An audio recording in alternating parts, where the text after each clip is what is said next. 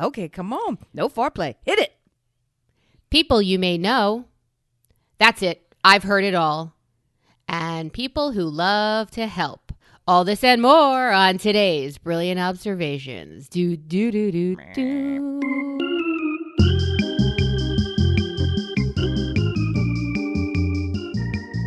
Last time was so good with my thing. I thought I'd ruin it this time for you. It was totally off the cuff. I didn't plan to harmonize. And then when I had to play it back and listen to it, I was like, oh, guys. You hit it. It was nice. Would you? Hi, Melissa. You know, it's nice. I can't hit a note if I have a fist and a clear wall. But if somebody else hits a note, I can join them there. Or I could even go above or below it so it sounds good. But I cannot, that's the reason I do the opening the way I do. So anybody who says, you can sing, are you deaf? Because I've worked with the deaf, and even they know I can't Stop sing. it. So you're built face. for harmony. Hey, did you ever work with a deaf person who could sing, unbeknownst to them? I worked with deaf people who played instruments, unbeknownst to them. Isn't that crazy? I worked with this one girl who played piano, and it was perfect, but something was missing. There was just, all the notes were perfection, but something was missing. Really? There was you're not holding it long. Something was missing that gave it life. And you're like, yes, technically, that was perfect. I don't know what's missing. And I thought the actual sound was what was missing. So it was the execution to them. Yeah. So there's no something variability. There was no emotion in the expression, because there is no expression. I have pressed C, and now C is done. We're done with you, next. C. Yes. Next. Moving on. Right. Thank you. In chord speak. Yes. Here we go. So you asked me why I'm naked. I am not naked. I'm just wearing a tank top. Naked? Yeah. Typically, I'll throw a sweatshirt on over whatever I'm wearing to come record with you in the morning. But this time, it's getting saucy. I went back to intermittent fasting. You did? I did. Somebody's coming, baby. Summer is coming, and yeah. So I thought I could do that again. I'm not going to stop eating joy. Let's start there. Okay. I find joy in cookies, yes, cake, yes, bread. Check. All my favorite carbs. Have you met? Yes. My cookies, cake, and bread. Hi. I'd like the luxury villa, please, filled with all of my best friends' cookies. All of my best friends. That's going to be in our, excuse me, that's going to be in our cul-de-sac too. Oh, I think I got it. I got super phlegmy just before recording. Dear listener, I'm so sorry. But so I thought everybody else I know who intermittent fasts drinks coffee in the morning. Well, I think you could also maybe simplify that sentence with every person drinks coffee in the morning. So if you're not one of those people, then we need to investigate. Are you a serial killer? Are you a psychopath? Well, I've never been a coffee drinker, but I am orally fixated. Hey, I don't know who benefits from that. Yeah. Right. I don't know. And I started drinking coffee. In the past, coffee has shoved me into the toilet with distress. Sure. Been, that's a side benefit. It's not a benefit. Distress is never a benefit. Not distress, but I mean it activates the early morning drain. You're Roto-Rooter, that's the game, and away go troubles down the drain. It keeps the clocks on time. Oh, sure, everything. Yeah, sure. That's good. So I've been coffeeing, and another side effect other than shadoobing your pants is I'm fucking warm as hell. Like, it is so hot in this house. No, it's that I've been drinking a hot beverage. I'm sure that's all it is. I can't regulate my own temperature anymore. I'm certain that it is your infrequent and of late use of caffeine that's causing you to feel unexpectedly warm. Yeah, I am not going through menopause right now. I am not there, although my girlfriend is. I'm sorry to tell you, but that's okay. I'm not. You are. There's my favorite. You know who's menopause's best friend? Uh-oh. Carbs? No, Perry. Good old perimenopause. He's your best friend. Yeah. So you think he's with me now? No, I think that mild fluctuations in why do I feel so hot? Why do I feel so cold? I think there's a very, very long walk. I worked out. It was super. I was sweaty. Right. But I also think that there's a much longer walk than anybody has talked about all that publicly, studied all that well. You know, we're women. People medically dismiss us, just like socially and every other way. So it's really not, you know what I mean? I feel like the perimenopause walk is super, super long, like multiple marathons long, and it's a gradual slope. Just like when you turn 35 and magically anything that happens after 35, they start saying, what is it, geriatric, advanced maternal age. Yeah, it's like, I'm 30 fucking 5. I was drunk in the street last week. That's why I'm pregnant. I don't think that I have advanced maternal. I'm not advanced in any way. Right? Come on now. Ask my friends. Ask my friends. They'll tell you. I'm not qualified to get this pregnancy test. So in any event, I'm just saying, and P.S., who cares if you're going through this or that or the other? It's how do you feel? How are your symptoms being managed? And if you want to put a label on it, I think we should start calling it like spectactopause or something, because we're fucking great and suck all my big lady parts. Yikes. When I was in elementary school, they had a first bell, which was early dismissal. Wouldn't it have been funny if all the girls just got up and walked out for early dismissal? Yeah, peace, I'm out. Fuck you. You're dismissing me early, so let's go, everybody. Early bell. Anyway, this all started because I'm sitting here in a sweater because I opened up the house.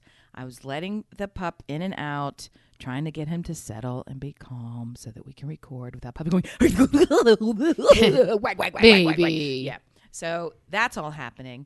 And it gets a little breezy. So I put on a super light, but a sweater. And you're sitting here in tankatus tops with your neck and your décolletage and your upper armis and your armpit, now that you've just raised your arm to make the she can do it bicep pump. Yeah, you're all skin all the time in my video viewing window. It's delightful. So I'm in your viewing window. So that's the only reason that we're talking about hot and cold, because you hot and nudity. A cold bitch. Woo! That's me. Do you know that on Facebook they think the people, you know that section, people you may know? Okay, these are the people in your history book that you don't want to see. They suggested the strangest people for me. They suggest like my kids' friends. I don't know those people. I've had that. Ew, that's gross. Your exes? I don't know that human. I knew somebody who was much smaller and hairier than that human, but I don't know that human. Yeah, and people from former schools that you might have got. Like, how do you even know that I know these people and I don't know these people and I'm not going to connect with these people? Unless we need more listeners, which we might. So, dear listener, if you know of friends of yours who are not listening to us and you would love to share a story with them and you want them to go, oh my God, that was so funny, you should really tell them about us and share our Facebook page, Brilliant Observations on Facebook, at Listen Brilliant on Twitter, Instagram, all the socials, Listen Brilliant. Because you are currently listening brilliant. You should share it with us, and you should tell us more about with whom you've shared at brilliantobservations@gmail.com. Like how I took care of business right there at the top. You are all business all the time. That's why you're not wearing a shirt. Because fuck it, man. You're like Wonder Woman. You just rip your shit off and tell them. Wonder Woman. I have a confession. Bring it. We are getting down to brass tacks right away. I ask you on the regular, hey, Amy, what are you watching? Oh. Or, hey, Amy, what's cooking? All the Hey, Amy segments. Oh, we're going to, okay. I spoke previously about the fact that my husband watches shows and then masters whatever it is or tries to. He thinks he can master whatever it is that's involved in that show. Well, I came downstairs and he was second season on the 1,000-Pound Sisters. What? That doesn't sound good. Well, I'm hooked. Are they each 1,000 pounds? No, together they were 1,000 pounds. What does that mean? They're 500 pounds? I told you, Math and me, we're sort of distant friends. So one of them is currently 649 pounds. No. And the other complements her beautifully. Yeah, It's their life. They have a YouTube channel. Why? Do you know what I don't want to see on YouTube? I discovered that Wicked, the play, is on YouTube, and you can watch it in its entirety. Surprised that you've left the front of your computer to do anything else. Right. And I found a TikTok that told me where you could find Mean Girls on. You can watch all these plays, and I'm out of the house. And right. Well, they have a YouTube channel, and they have followers. They have worshipers. I don't know what to call them. But I kind of got hooked in the editing of and the show of 1,000-Pound Sisters. What is it? A lifestyle, or is the whole thing dedicated to how can we not be exactly what we are? I feel like it's how can we not? How can we try to be healthier? I didn't see the first season. I saw like episode 3 through 10 in season 2. Well, what is? Because I wasn't okay. Go ahead. I wasn't going to make them start over. It's very painful. But the point was to get to bariatric surgery. Right? That was their point. Okay. And one sister did, and the other sister is just getting worse, right? She's getting worse. And the fact that her sister did it without her has taken her down a rabbit hole. And then her brother said, I'll take you back to that doctor. I'll go with you. And then he reached a point where he could have the surgery, and she just added and added. How are people not? Well, there's a lot to unpack there. First. And now she has a boyfriend. Stop. What does Stuart get out of this? Like, is it a medical mystery, or is he just fascinated with, like, drive-by train wreck? Damage. He will drive by down trees after a storm, like damage. He loves that. This is like the ultimate in human damage. This is...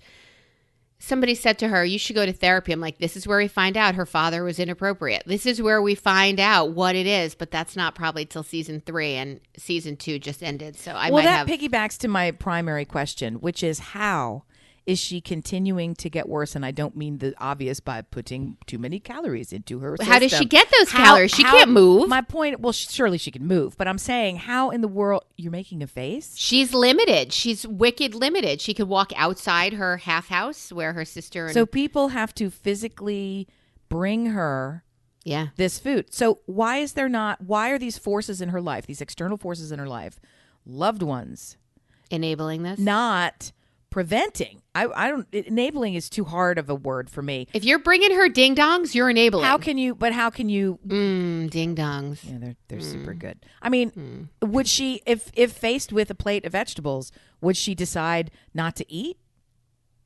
Because frankly, no. Either one of those are good choices for her.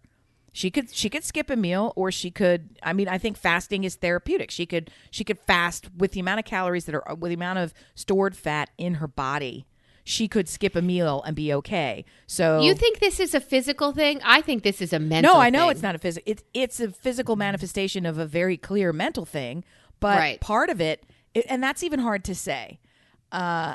This is exactly, to me, with no medical training whatsoever and very little personal experience in this area, this is exactly like alcoholism. At a certain point, when you are so deep in the throes of any addictive behavior, alcoholism behavior that has a physical component, your body now perpetuates this in ways that are almost impossible to overcome without some super therapy intervention. No, medical intervention. Her body systems are on autopilot, demanding her brain get her sugar, demanding her brain get her calories and salt and fat, demanding, not unlike, I mean, they've done numerous studies that say that the sugar response from a craving standpoint is worse than heroin in terms of how your body reacts to it. So yeah, on some level, this all started based on something that had nothing to do with food. But now that it's here, it very much has to do with food. And breaking that cycle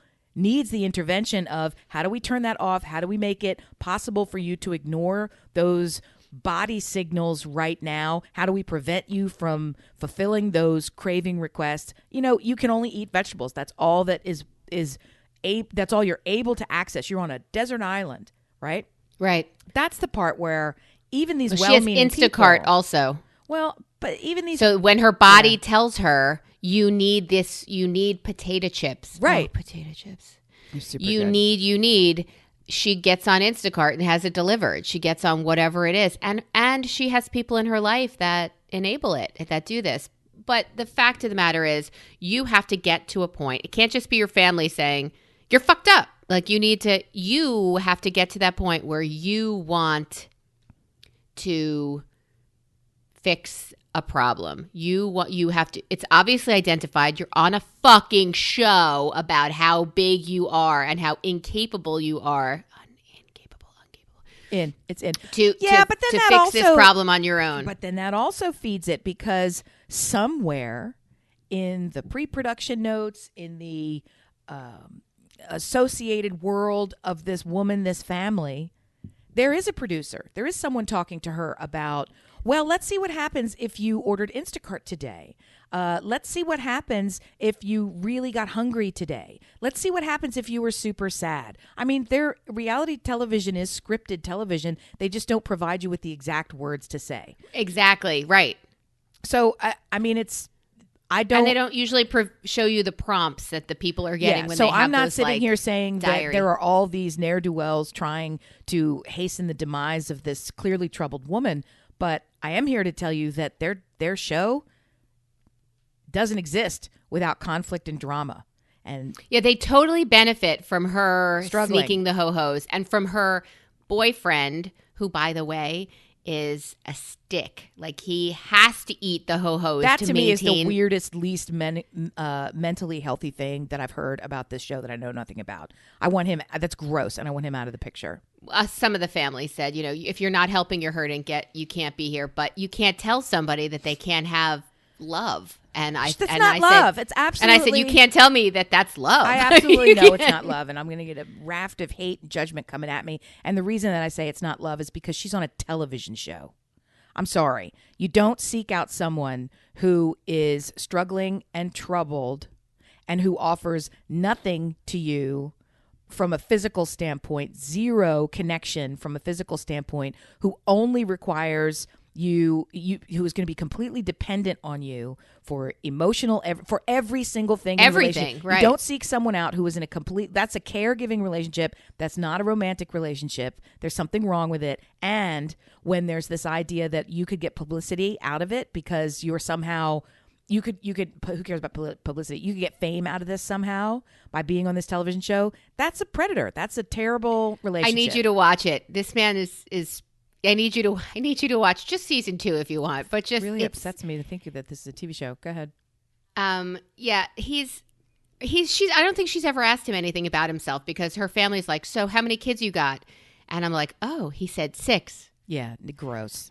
So where are the moms? Mom, like, are you? And Stuart goes, he's married, but we don't find out any of that stuff. But the whole point is, he's also he's a character. He's also not a boyfriend.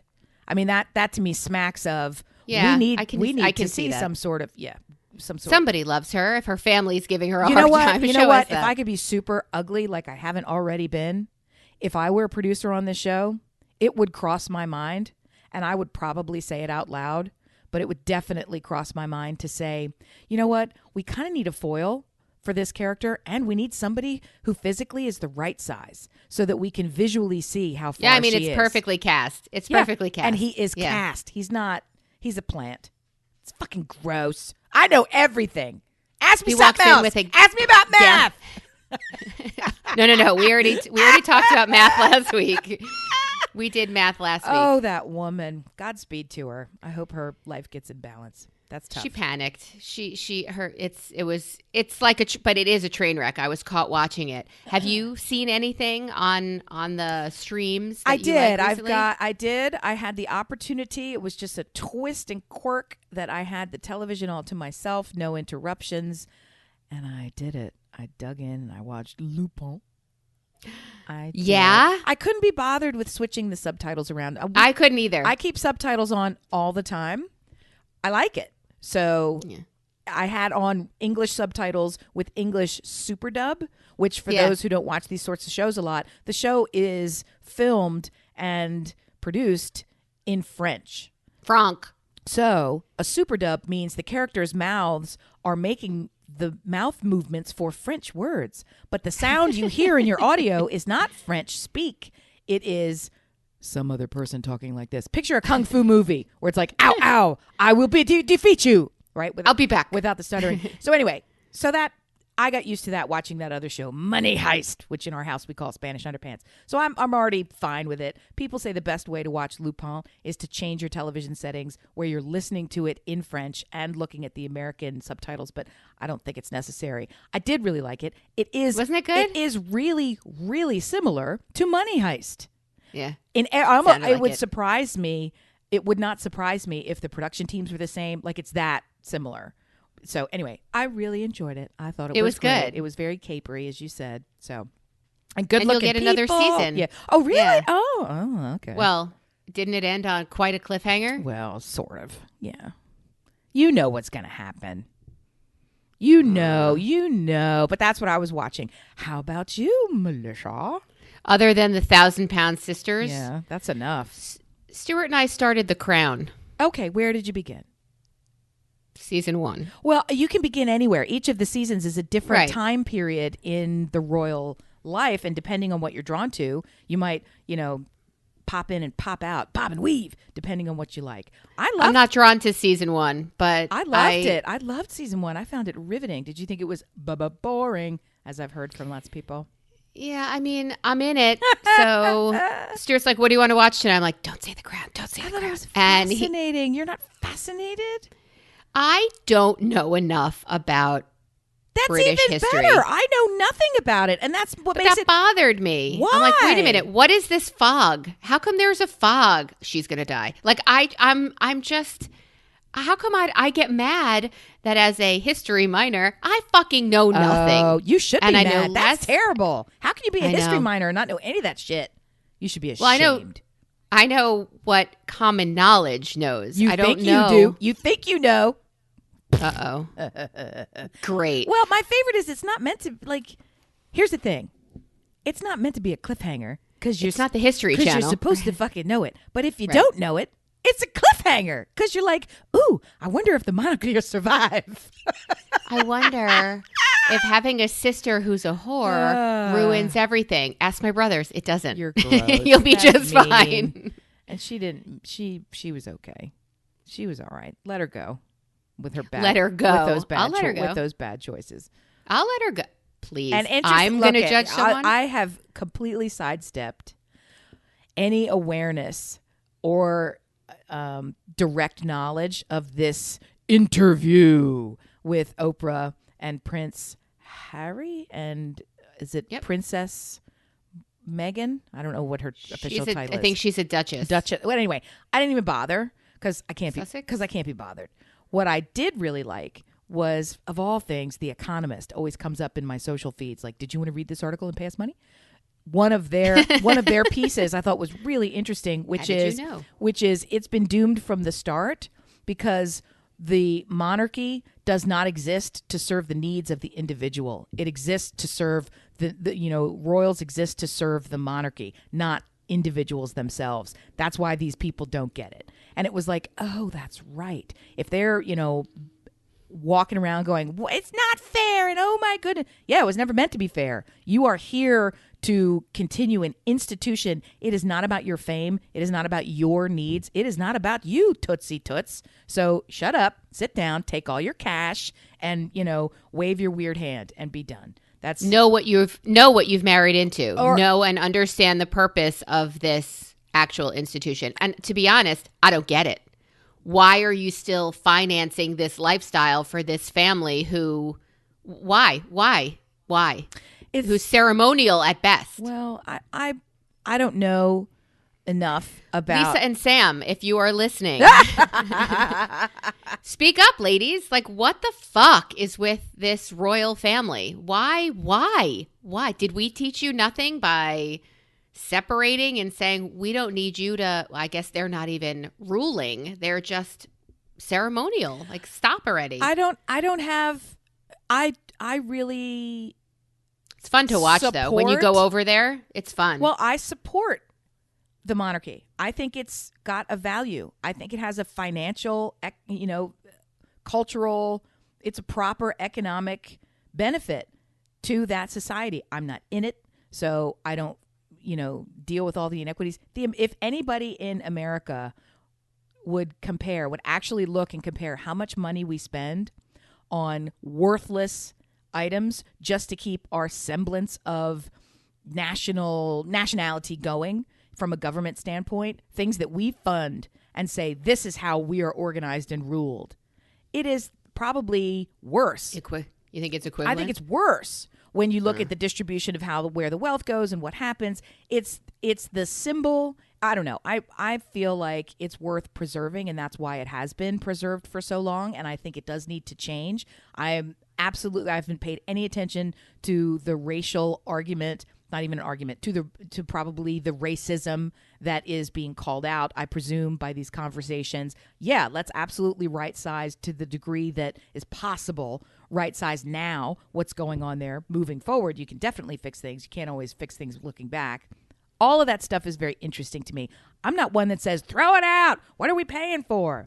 What irritates me are these people who come through it and then are ingrates to the thing that they're in. And that's part of the problem that I've had. Like they didn't see what was coming in America, 1,000 miles ahead. When you get elected to political office, and then your whole point is because I want to burn down political office. It's like, that's not really, you know what I mean?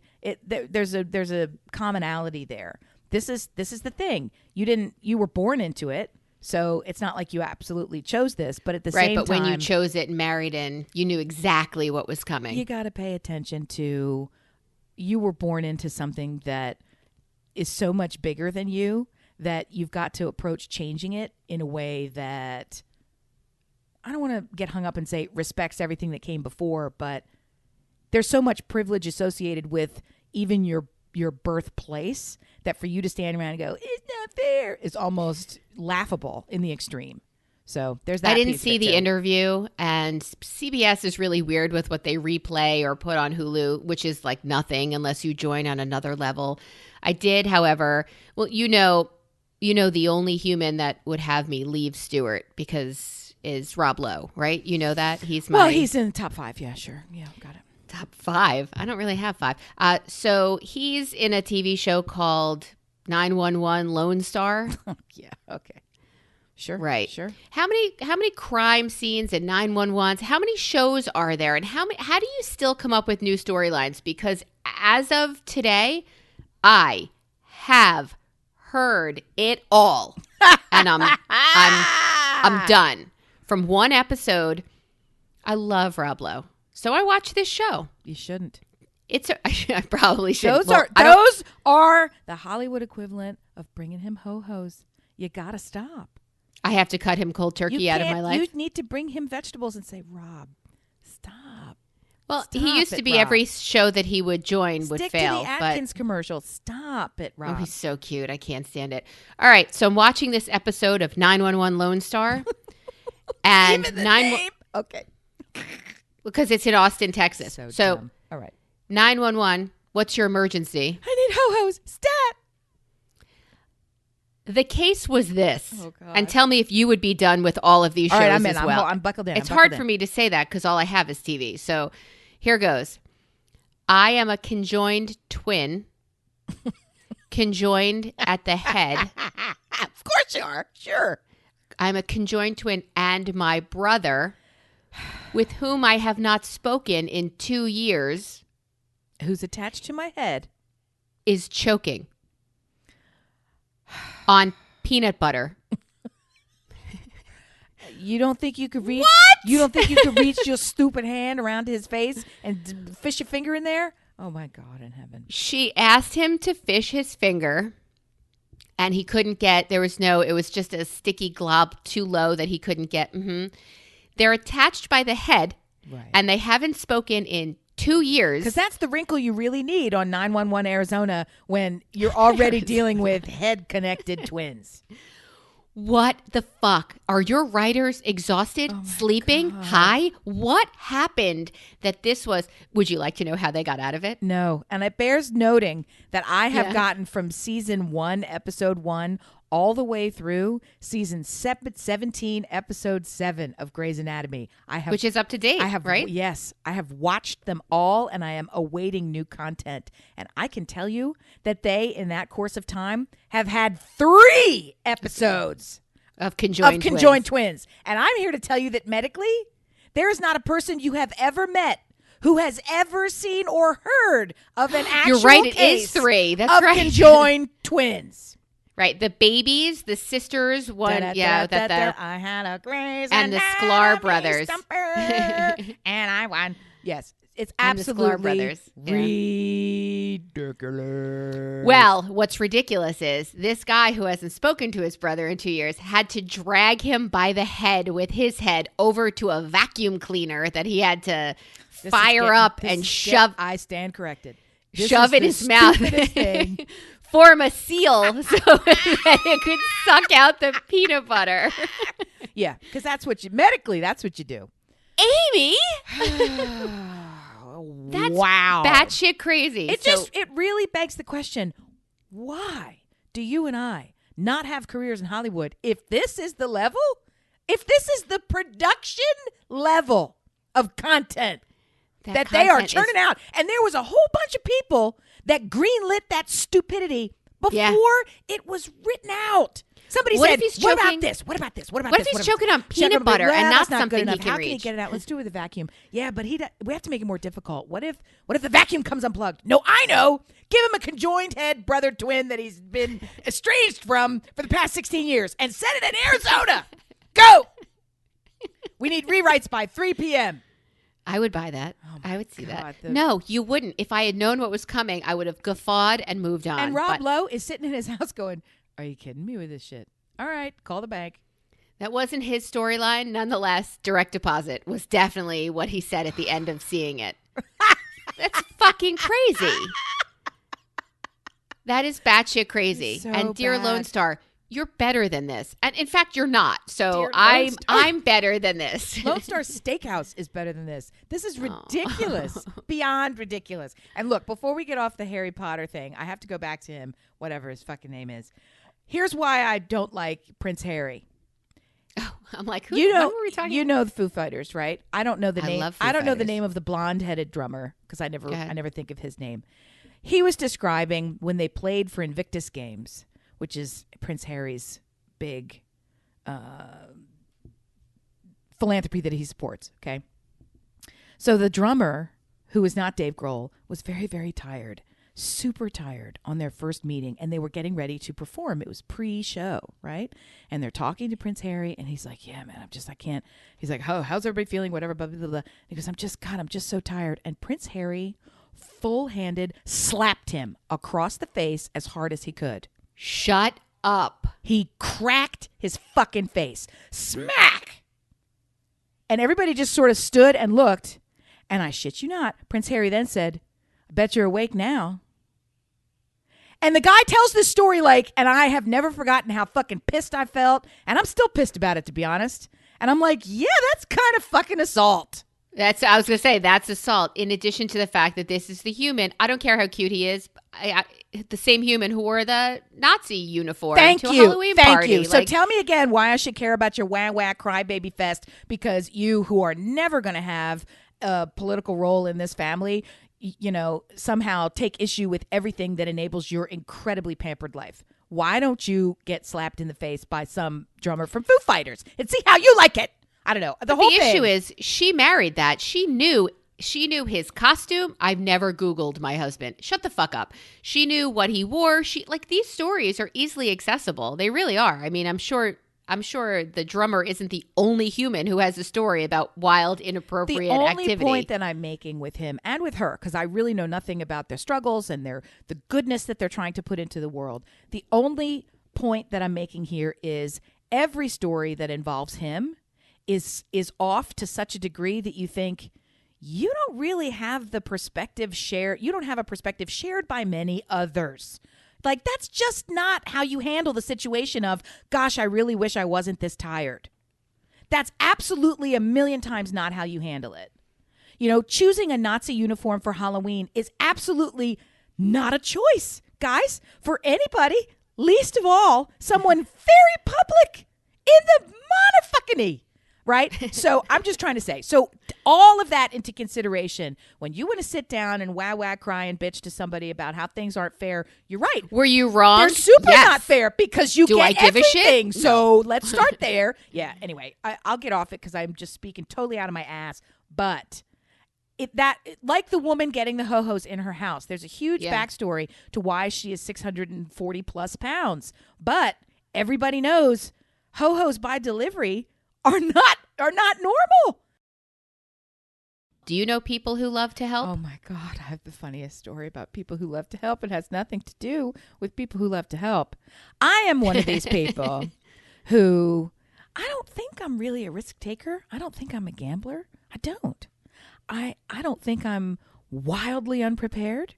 And I'm not necessarily sure that I have a good read on any of these things. That's just what I think about myself. It may not be true in any way. And I also don't care. So many times I have driven my car past the point that the available resources in the car will allow. So I have no gas. There's very little oil. All these things. And the car continues. I mean, that's how I treat my body. I treat my car the same way, right? Well, more so in your youth, not now. Not that you're a grown-up, right? Do you still do that? I feel young. I feel like... Do you still do that with your car? Oh, my God. Are you kidding me? Well, I mean, I feel very judged. And yes, I do. I am judging you. You're a grown-ass woman. No. So yeah, I would say... who owns super nice cars. I would say more than a handful of times. I would not say frequently as an adult. I have been towed with my children in the car for lack of gas. I have been close your mouth. Everyone does this. Are you serious? Oh, everyone does this. Just stop. Nobody does that. Listen. Dear listener, brilliantobservations@gmail.com. Either shame Amy or share your story of how you've had a car full of children run out of gas and needed a tow. Oh my. I need to hear it now. Look what's the big deal? You could still walk there. It's not a problem. They weren't in any jeopardy. I mean, that actually in that case, they kind of were from where we stopped. But that's not the story I'm telling you. I'm not telling you. And it all worked out fine in the end. So I shake my head. So last week I was driving around with one of my children, the youngest, in fact, right? I don't even remember where we were going. But wherever we were going, we couldn't get there until I needed some gasoline to make the car continue to operate. And I knew this because my car gives me that little countdown like, car will explode in 5 3 seconds. Yeah, so it puts the, Impact. That's my favorite. Gasoline Impact. depleted. Yeah. So War Games.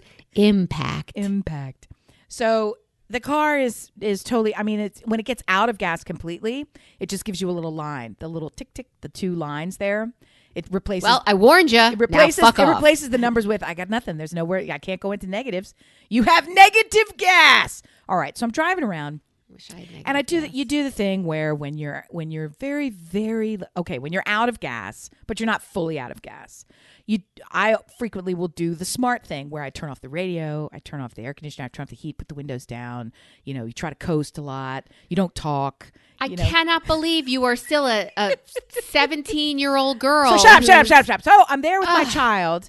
Looking for change in the corners and I'm of trying things to prepare him that he might have to push the car. So I'm just mentally getting him set up, right? So we're driving, and there's a couple of big hills coming, which I think are going to be enough when you get down the hill to get me up the other one. But I was in the big, really heavy SUV car. Okay, so we're coming down the hill, and I say, just so you're aware, and then he starts going, "Mom, what are you doing?" And he's like pointing at the thing and yelling at me. He's like, "I can't believe this." So he's in the car, getting very judgy and pointing at the thing, and it says we're out. And I'm like, and so now my goal has switched to I have to manage him. In addition to managing the car, I have to manage him. So what's my default state in a crisis is to become very calm, very rational.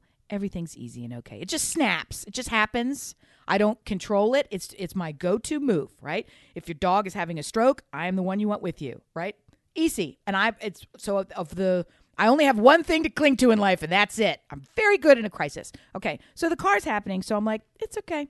I'm like, well, first of all, we already know what's going to happen. If if we're either going to make it to the gas station or we're not. So these are the scenarios. And I was just sort of talking through what was going to happen. She's covering her eyes, you guys. Okay. I mean, the fact that you're 50 and you're saying I might not make it to the I'm over gas 50. station. So anyway, so here's my other favorite part. Oh my God. So he's starting to like cluck his tongue and get nervous and look around and hold on to things. And oh my goodness. And I'm like, I literally made that noise. And I'm like, oh, don't worry. And you know what? So we run out of gas. People love to help.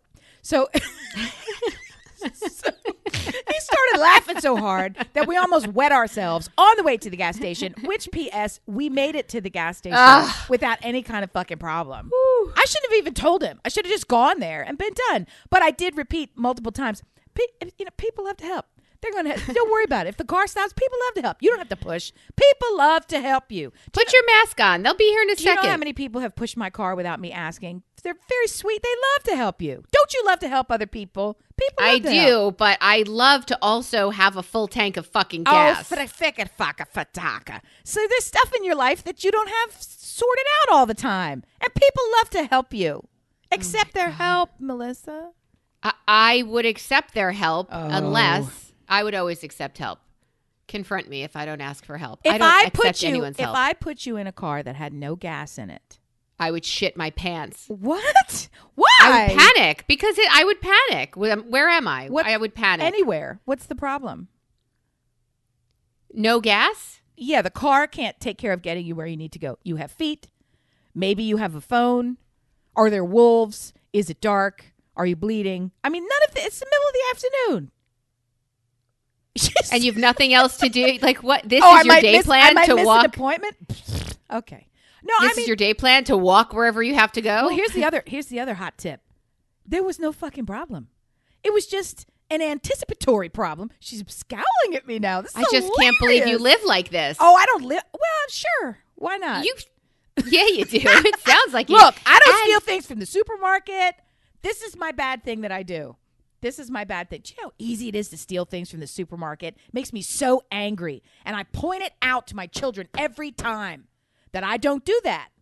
Because there is nobody that will ever catch you stealing firewood or ice from the front of the supermarket or plants or pumpkins. Nobody. And I don't do that. There's an episode of Seinfeld where Elaine is getting a new phone because she moved. I'm always now going to call her Elaine. Okay.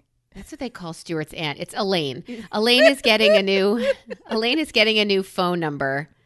Oh, yes, installed. And it's not 202, and she's flipping the flip She's out. Furious, and she's so mad. She's like, come on, make it a 202. He's like, no, it's a 347. She goes, I'm not a 347. I've lived in New York. So in her head, she says, I could kill you right now, and nobody would notice. That's right. And later in the episode, after she's a pain in the ass, he says in his head, I could kill you right now and nobody would even know I was here or it happened. You telling your children that you could steal firewood and ice and nobody would know. I mean, why are you doing that? Why are you telling them what they... No, that came out of context. We talk about this frequently, and it is in the same category as return the shopping cart. Don't steal the firewood. Don't go out and don't have drugs when they're passed to you when you're on the streetcar, hitchhiking across country like a hobo. Whatever situation you're in, I don't know. I'm trying to come up with That's very specific. I'm trying to say, well, I think in the past few episodes we broached this topic of make good choices. You are beginning to have and very shortly will all the time have the ability to make whatever choices you want, and I can't do a thing about it. I'm not there to see it happen, and unless you yourself tell me, I'll never know you did it. So you've got to be good in the dark. When nobody else is watching, you have to have the compass. You have to have the character to do what's right. And that means, if there's a giant box of diapers underneath the shopping cart that you forget you put there because you're so brain dead wandering around with no gas and screaming children, and you walk 3/4 of the way out of the supermarket, yes, it's your job when you realize it to turn back around and say, I did not pay for these $20 worth of diapers. We all missed it. Please charge me. Because it's just as easy to walk out and say, I got a $20 gift. And that's crossed my mind more than once. Yeah, I've had that happen too. So that I just use it as an example. It's very easy to get away with stuff. Right? Dear listener, do you go back and ask them to charge you for the diapers? I love that I'm waiting. Like, what are they going to say? I'm wondering. I mean, as I was waiting, I thought I also asked you on Instagram what your favorite Jelly Belly flavor was, and nobody answered me. I got one answer. What, dear listener? What the fuck? I feel this is a very one-sided relationship, and it's starting to bother me. We have a new show title. What the fuck? Dear listener, fuck off. I was given an opportunity by another podcast. Our friends at Mouse and Weens invited us to partake in this experience called Clubhouse, app where we could meet up and we could talk. Why would I do that if you can't even tell me your fucking favorite jelly bean? Oh my God. Or if you would they're steal out of Pampers. gas. They're out of gas with their stolen diapers on the side of the road. That's what they're doing. Well, I hope so. And I hope I see you. And I will pick you up because I'm that kind of girl because I love to help. Look, maybe this is all connected, but I've also noticed that I go out of my way. At least that's my intent. I'm sure I fail at this. My intent is to go out of my way to choose and do the right thing. And as a consequence, I end up getting pitied by other people. And in a reverse Prince Harry syndrome, I get a lot of free swag this way. I remember when we have a Land Rover Discovery that we don't drive, right? The disco. The disco. It was a huge purchase back when it was available for the first time in the United States. We were on a waiting list to get it, so we were one of the first people to get it, right? Okay. We still have that same car. Old vintage, great, whatever, blah, blah, blah. It don't run that great because it's old. So we had it in the garage. When it came time, we realized that it needed to get the tag. And it had been in the garage for whatever. So it was like super late. Went to DMV years ago before COVID. Trying to talk about, I just need to get this inspected. I didn't realize it wasn't inspected. I got a massive ticket. I need to get this taken care of, what I need to do. And she was looking at me and she was trying to get me to wink answer. So she was saying, she goes, there may be some reason why. She goes, I can understand how that would happen. And honestly, there's a variety of circumstances where you might not be required to pay this ticket and we could waive it for you. Have you? And so she was smiling. Right. Were you in the hospital? And and she was doing, I forget what they were, but there was a whole long list of them. And I was so fucking thick and gullible. No, I just kept going. No. Unfortunately, I have not been hospitalized. And she was coming up with like, is your middle name institutionalized? Kathy? Like or she was paralyzed. asking all these fucking things. And I would go, no. When I should, when the right answer is watch me while I wink, sort of, but don't wink. Like I just didn't get it. So, and I've told you more than once on this podcast, when I would go through the line at Target in months past and forget my card or whatever in the car, that people around me volunteer to buy my stuff. I've had that happen twice where they say, let me pay for it. And I'm so embarrassed. And I'm like, thank you. No, absolutely no. Thank you. Thank you. And I have to convince them that I'm not needy, that it's just I'm klutzy. Because if you also look at my cart, it's filled up with like sunscreen and ho-hos. Like I'm not buying critical. It's not Pedialyte and I don't know what else. I would even diapers, get. Yeah. Wick cheese. It's none of this. Like even if I abandon this cart with the hair ties and the comic books or whatever the fuck else I'm trying to buy. And your son's caramel M&Ms. Right. So I did have that. So this pity thing continued with my head CT. Oh no. I had the head CT. It was finally came time for the appointment for me to have it. Hop, went all the way through the thing, get in there, and the woman, I don't know how it normally works, but how it works now is you go into the room, and there's the whole room with the giant machine, and there's a woman in there with a clipboard, and she wants to walk me through at the last, again, here are all the reasons you're here and what we're doing. And she referred to this as a head CT. That's what I thought I was getting. So she said, okay, do you have... why are you here today? And I said, a nipple piercing. I said, I'm doing this sort of thing. I said, should I empty my pockets? Do you need to worry about metal? And she goes, not for this test, not at all. And she talked about what I could expect. Blah, blah, blah, blah, blah. And then I'm not even sure how it came up. And I said, okay, because why are we here today? Maybe. And I said, well, so that I can be referred to an ENT to rule out possible mastoiditis. And she looked at me with these big eyes and she goes, that's not what this test is for. And I'm like, could you just give me the fucking test? You're not a doctor. Just do this and be done with it. We talked for like 9 minutes back and forth. Oh my God. The head CT. My car's running. I have no gas. The head CT is the brain. And then there's some totally other test that looks at the bones. And so she kept asking me those DMV questions like, well, do you want this? Do you want that? And I kept going, no. So finally, what does the fucking script say? Finally, I just said, I have to trust that my doctor knows what to ask for and that's what he ordered. So let's take it. And if I have to get a second test and pay $2,000 a second time from the ENT, I'll deal with that later. And lo and behold, the test took a little bit longer than she said it would. And she's like, we're all done. And she came out and she goes, so here's what I did. So she saw through my DMV poor answers. She goes, here's what I did. I gave you the head CT as ordered, but I enlarged the viewing area way more than I'm supposed to. And if anybody asks me why I did that, I'll say, oh, that was a mistake. I just won't do that again. So effectively, she jiggered the machine to give me 2 tests in one. Nice. See? Nice. So that worked out for you. So all of that diaper returning and non-ice stealing has paid off.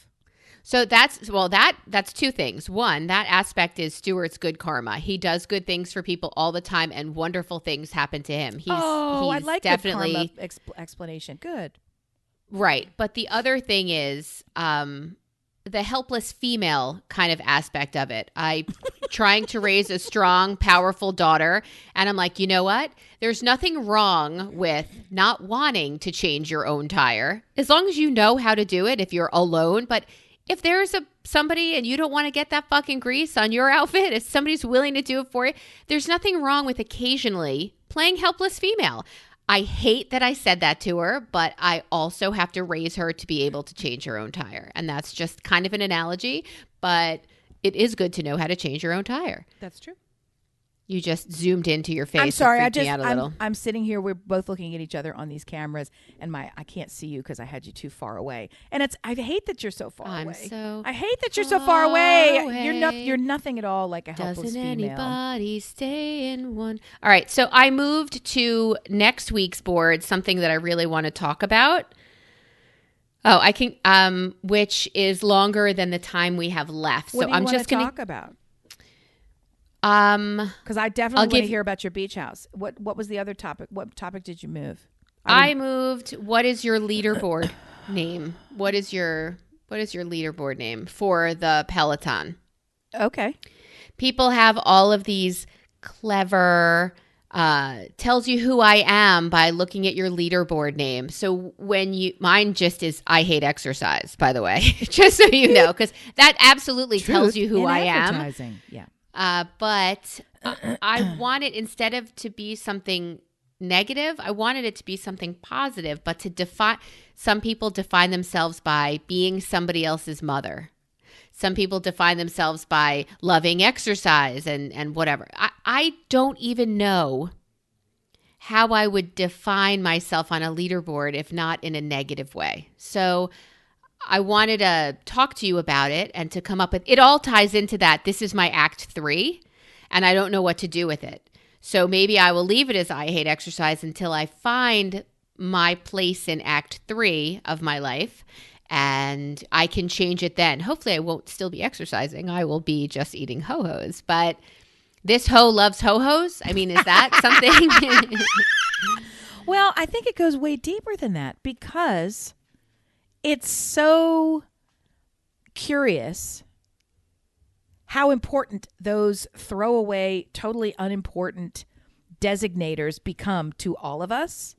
And especially when it could be 50 different things. I can think of a dozen already very flattering things that it could be for you. But to have to pick the one, and what I find is I don't typically get hung up on that stuff because I am always leading with it. I have that Jill of all trades. Like that's the hardship for me, right? There's no one thing. So that would always come to the forefront. But the good news is, in every community, in every environment, it's very clear which one of my many things takes the lead. So it's not usually a struggle because depending on who you're with, you're leading with this different aspect of around these people, I'm definitely this. Like it's super So crystal clear. I hate exercise. My current That's name a good is totally one. appropriate I think it's a for good where. one.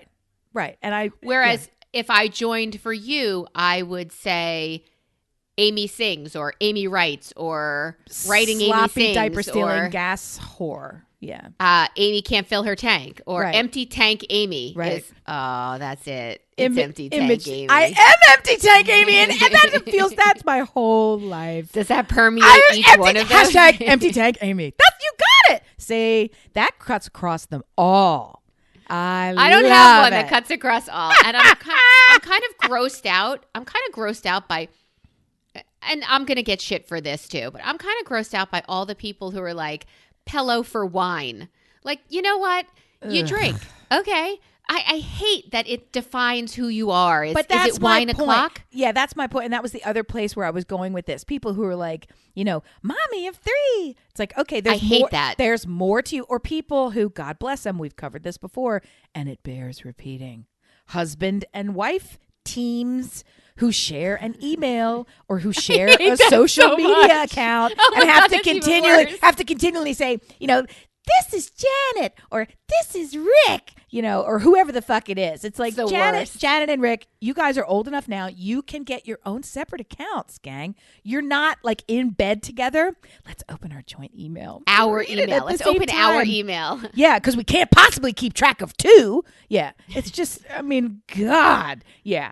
Mommy of 3. So I absolutely, hate that. yeah, it's gross. That speaks more to, or Pello for wine or Velo for veto. Even that's better than fucking Pello for wine. And I didn't even think about it. I'm just trying to say these are unimaginative people who are trying to be like, I'm hip, I'm riding around. Look, I'm cute. Oh, but I don't want to don't forget you my see it children on- while I'm doing something for me.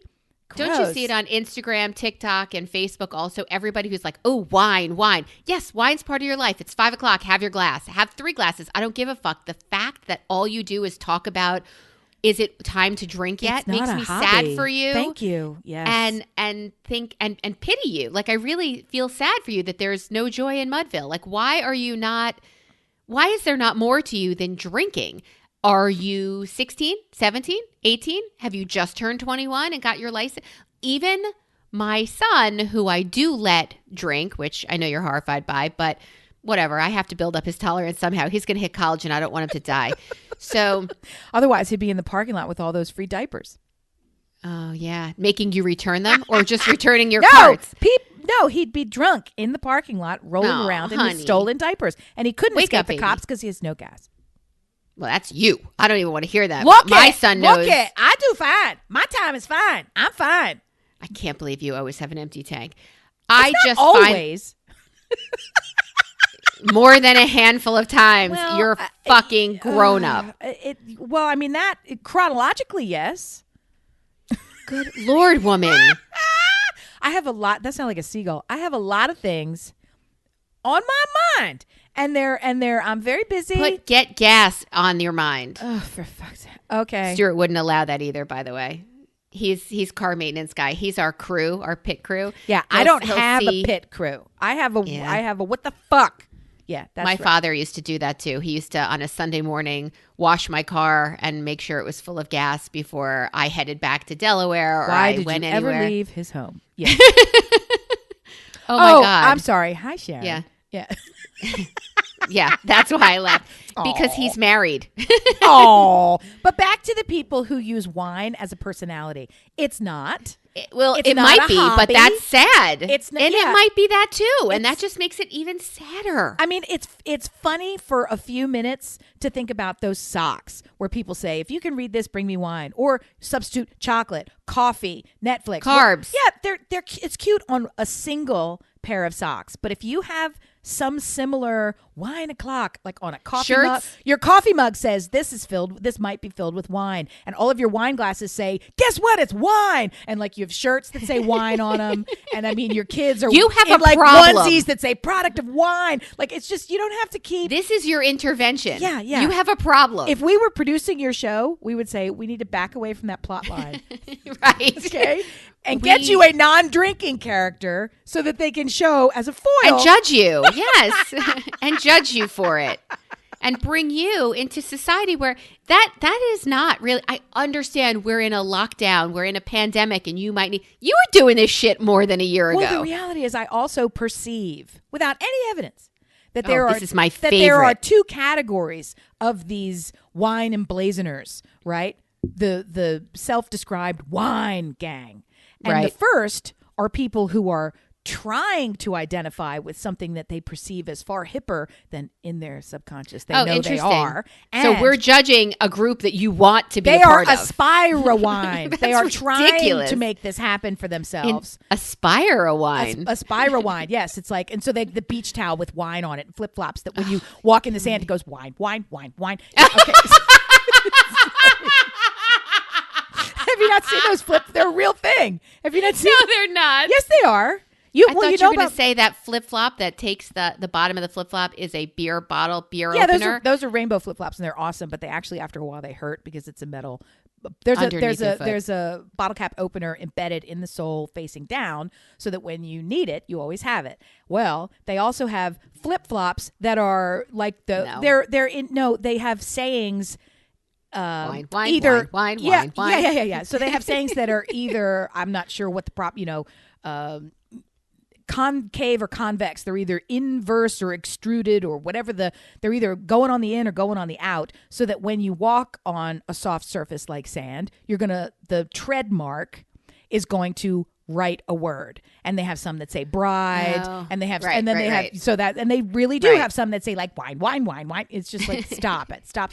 I thought like when our kids were little and they had shoes that had like squeakers in them, and they would run. I'm sure they do. I thought your flip-flop said wine, wine, wine. Like the seagulls in Nemo. Mine. Okay, Wine, so wine, point being, we have a whole gaggle of folks who feel like this is a way to tap into a personality that's fun and youthful and part of a bigger club, and all our neighbors do it, and he, and this is because frankly, that's it. That's the sparkle in their life. And yeah, we can, because they're not listeners, we can say, oh man, because our friends are enjoying wine for the taste and effect of wine. That's it. It's not, it's not a lifestyle. So that's that. Then I perceive without evidence, the second category, there's only two, the second category of these self-identified wine folks are the drunks who are attempting to normalize what they already know is probably way too much wine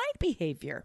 Right? When you've got like the baby bottle that has like wine from Kendall Jackson or something. I mean, it's too much stuff. So they're like, everybody does this. This is chickens in the kitchen. This is the Karen haircut, right? This is every woman has wine all the time on Sunday morning at 9 a.m. You wake up and have wine. They're talking themselves into it with these T-shirts. No, I don't.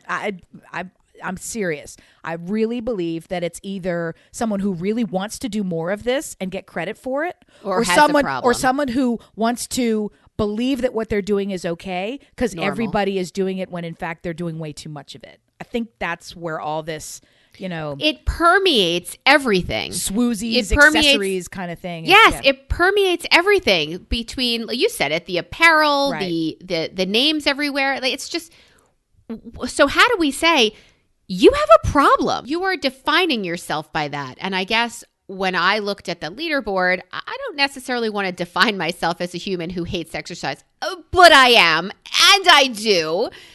Fine. But I don't like the mother of four. It's a lot of pressure to come up with those cutesy shits on any social platform.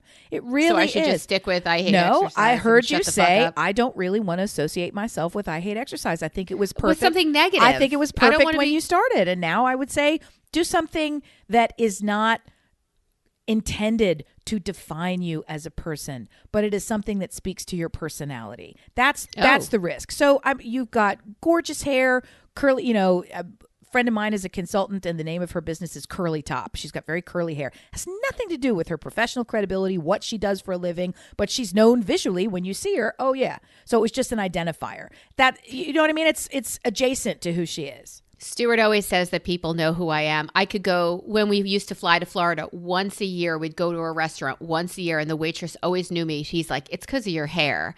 You look like a Q-tip. When we would go see come on. When we would go see our kids at camp, all the moms, you remember the running of the Jews, how all the kids would come swarming out of their bunks. The kids would see all of this dark, flat ironed hair everywhere, and then they would see, like, because it's summer and it's fuzzy, and they'd be like, where's the Q-tip? Where's Carrot Top? Like, they would always look for, I don't know. Dear listener, if you can think of, this will be our homework assignment. And then we'll revisit this next week, because I feel like I got to be honest. Why do I even ask you for shit anymore? I asked you what your favorite Jelly Belly jelly bean flavor was, and you couldn't come up with that. I am not Join putting us myself on the out Hate there. You line at So neveranswers.net. Yeah. Oh, Clubhouse? Yeah, I know, but I'm on Clubhouse in the sense that I have an account with Clubhouse and I will never use it again. But I'm willing to investigate. If Mouse and Weens are doing it, they're fucking hot shit, Toastios. I'm going to check that shit out again. And my yoga instructor, who I have not had a yoga class with maybe for 37 years, has said, I'm on Clubhouse, join me. Somebody else in the neighborhood. Like, it's that kind of a thing. People would invite me in and I'd be like, but I would join with other podcasters just to say, hey, what's up? I don't know that anybody let's go would be look at interested it. And the other thing is, our good friend John Buchanan, has already said he doesn't like it. And God bless you, John. Anything you don't like, I'm in. So I definitely want to go check it out. He also said his opinions are too strong. So if he hates it, I'm like, if he hates it, that warrants a second look. Can't be all bad. God, I miss that man, Johnny. So I'm going to go Can't check. So in deference to our good friend Johnny John Domingo, our nickname for John Buchanan is John Domingo. So I definitely go check it out just to give it another look.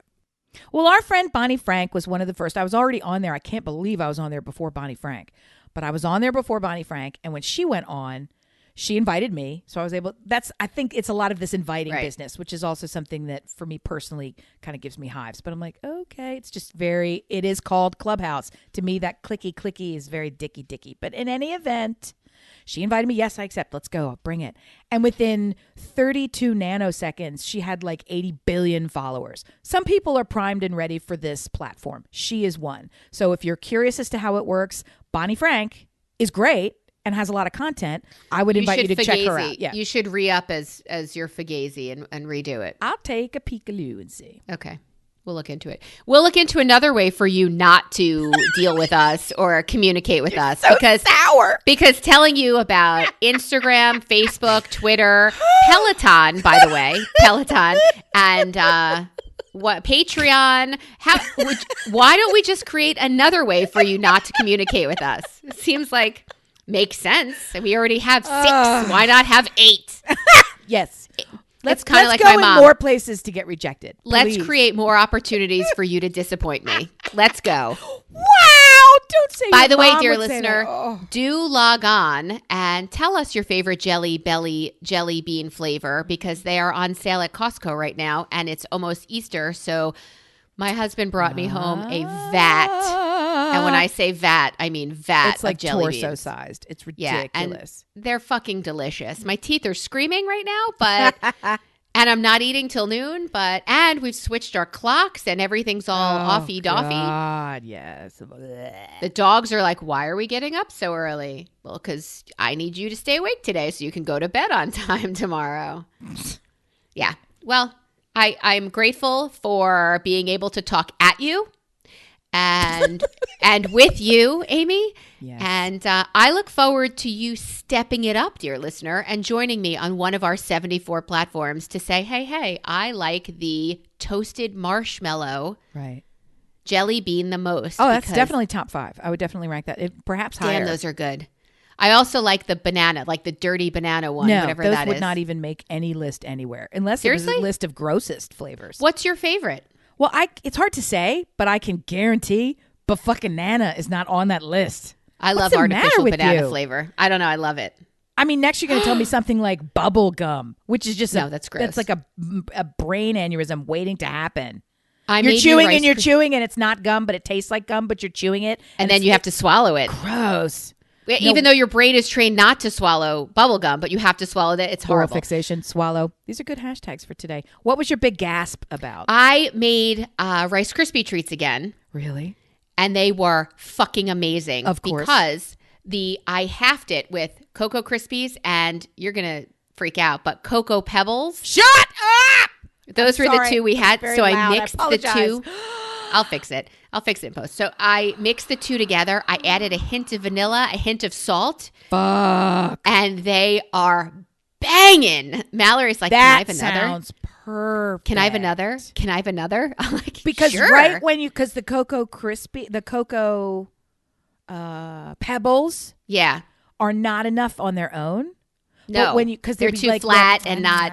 Yeah, there's but not then enough when you there. have the cocoa, oh my fucking god, it you're adds a the genius. elevation. It adds the elevation. And then the texture starts to go. Oh my yeah, god, it pops like it's really good. And that hint of vanilla with a hint of salt to bring it all out. I told you you're a genius. I told you you're a Cocoa genius. Cocoa genius. Cocoa Chanel genius. Oh my without god. the Chanel. I have a lot of editing to do. We went far. Again, I'm grateful to talk at you. We would love for you to talk back at us. What do you think of Clubhouse? Why am I asking you questions? What do you think of Clubhouse? Should we join there? Are you on there, dear listener? Would you like to converse with us? Yes, no, maybe so. We want to hear from you. Have I made that clear? Thanks for listening. My favorite. I'm sorry. I'm just my dear listener. What the fuck? That was. That might be the name of this episode, by the way. Oh, I love you. And we love you, kids. So that's it. We're hanging up now. Thanks for listening.